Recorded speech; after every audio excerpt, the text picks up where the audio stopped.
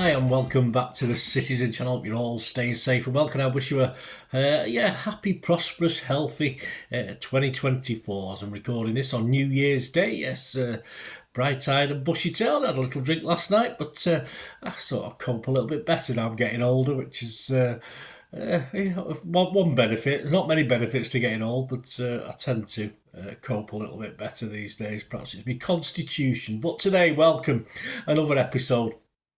If I didn't know that, I'm going to look at the game on the 30th of December 2023, the last game at the Etihad of a successful season, of course, City versus Sheffield United. So we're going to look at the hard copy. Great cover, but a slight little problem for me with this cover, but we'll talk about that in a second as we look at the hard copy memory of the game and check out any information that's, sort of stuff I might have forgot or known that you might not know, but we'll go through and have a look anyway. Please, if you're new to the channel, push that subscribe button, push the bell notifications, everything. City past and present, of course. This is a bit of both. Well, it's past now, isn't it? But, of course, plenty of looking to the future as well on this, on my vlogs as well. And please, any comments on this programme or anything to do with City, give us a shout. I will try to respond.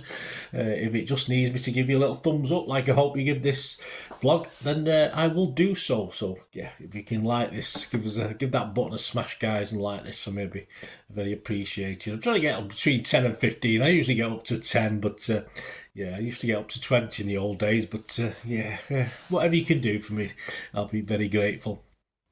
So yeah, the cover. The problem with the cover is, I appreciate with the Christmas and New Year they have to get these things printed, but obviously there's stuff in here that they wouldn't have known until probably 2 or 3 days before the 30th. So it's not printed exactly a week before, but we've got no Club World Cup trophy on the cover. I have no idea why the image will be up there, but I mean, I must have checked through it loads of times. Plenty of bananas and pumas, but I just can't understand the point. I mean, obviously the last one of the year, and yeah, as I said, I do appreciate you have to get them to the printers and get them done. It just strikes me as being a little bit odd. I'm sure it could have easily been put on right at the end. They could have done the cover and just added it somewhere on the end, like that the Super Cup there in the corners looks as though it's just been added on late. So a bit perplexed by that. Let me know what you think, guys. Am I being harsh, or did you find it a little bit strange like me?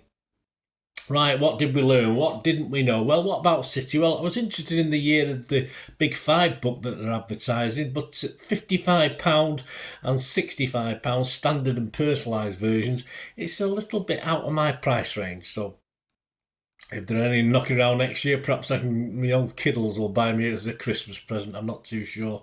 Or they can buy me a gift voucher for like City. They buy me gift vouchers sometimes. They buy me for some sort of obscurish things that I don't really use, but there you go. Kids, eh? Yeah. Who'd have them?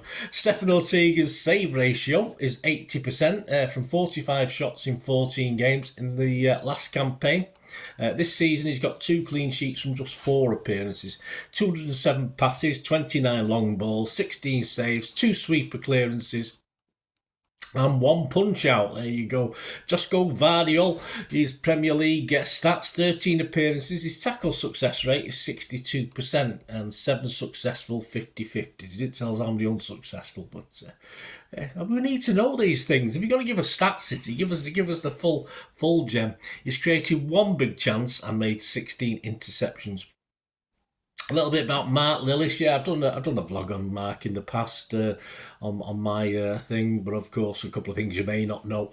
He was a boyhood City fan, of course, and joined City at 14, but moved away when he was 16 before, of course, returning later to fulfil his boyhood dream of playing for City. He scored on his home debut, not once but twice, but only 1 counted because he scored with a penalty, celebrated, and then realised the referee had ordered it to be retaken.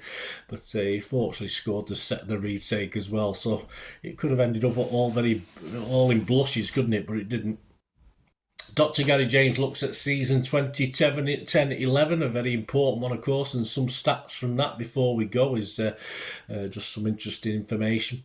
Kitted out, Mark McCarthy also looks at that season, and it's the second season of the Umbro comeback, he calls it, with the ever-popular sash third kit design with a red and black diagonal across the thing, which are always not had one for a while, have they? They must be due for a comeback. City's away kit, mainly dark blue, was described as the dark side of the moon. There you go. The season, there was a strange clash at this season, but at St Andrews, and both teams actually wore blue. Okay, it was light blue to their dark blue, their navy blue, but this usually meant that a change had to be made, and that was the normal thing. But at the time, it was odd. But apparently since this incident, it's now become not unusual for that to happen, for City to wear light blue but playing the team in blue. So, yeah, interesting bit of information there. No one's quite sure why it happened in the first place. What about Sheffield United? Well, Harry Johnson is their all-time top scorer with 252 goals. The top appearance maker is a guy called Joe Shaw with 214. And this, of course, is Chris Wilder's second stint in charge. If any of you watch my build-up vlogs to the Sheffield game, I did put the wrong image. I did put the old Heckingbottom image on my thing, but no one's commented, so you're not mustn't be looking, guys, or you're feeling kind to me and don't want to upset me by saying I've got the wrong picture up. But anyway, as we know, and I knew, so I don't know why I made that error, it's Chris Wilder's second stint in charge. He was previously the manager between 2016 and 2021. Austin Trusty, one of their defenders, this Premier League, has made 12 appearances. He's got a 68% tackle success rate, which isn't bad in the Premier League. 10 interceptions, 272 passes, just one cross. So he's not really a Pep sort of overlapping defender then, is he? Here's a quiz question. I'll give you the answer at the end.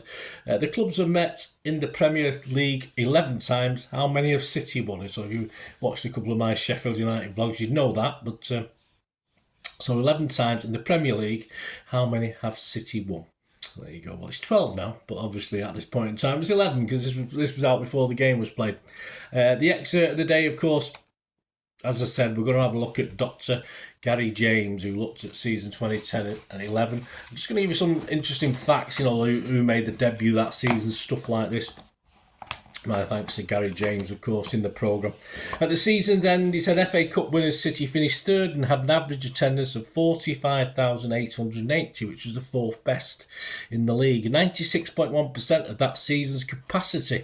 Sheffield United themselves finished 23rd in the Championship with an average crowd of 20,632, 63.5% of their 32,500 capacity.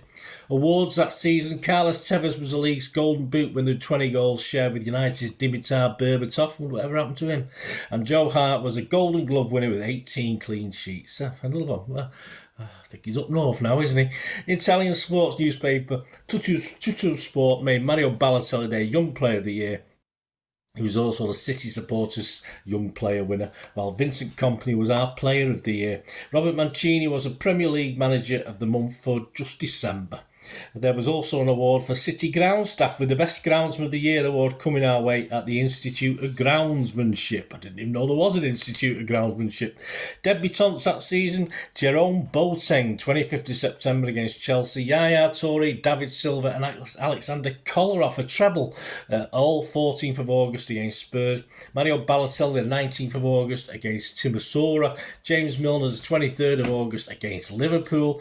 Javan Vidal, John Guidetti and Ben Mee, the 22nd of September 2010 versus West Bromwich Albion, the League Cup. Edin Dzeko, 15th of January against Wolves. Chris Chantler, don't remember Chris Chantler, do you? No, pushing it. 16th of December against Juve. Abdul Razak, 5th of February against West Brom. And Riyad Rees-Wabara, 22nd of May against Bolton. A lot of debuts, made their debuts all that season. Crowd pull of the highest league attendance was 47,393 versus Arsenal on 24th of October, and the goal scorer, leading league scorer, was Carlos Tevez with 20 goals. Yaya Toure was next highest with a mere 8 goals. Yes, and to enjoy more of Gary James's writing, take a look at www.gjfootballarchive.com and follow him on Twitter at Gary James Twitter. Of course, some of his football archive stuff is subscription, but there's a lot of free stuff on there as well. So there you go. Thank you, Gary, for that. Back to the quiz answer before we go. Well, before we go, there's just something a little special at the end as well. The clubs that have met in the Premier League 11 times, of course, against Sheffield United, now 12. So how many have City won? Well, that 8 has now turned to 9, of course, and we've drawn the other 3. So we hope you enjoyed this little I didn't know that City versus Sheffield United.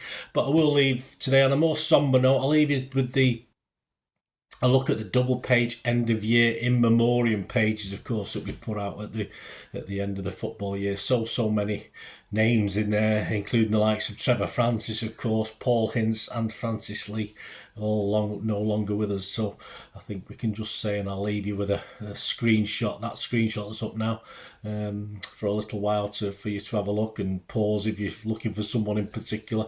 I will leave it there, and of course we just wish all the friends and family, relatives, everybody connected, all our best wishes, and to those guys who've sadly left us, rest in peace, Blues. Thanks for watching, guys. I'll see you all again very soon.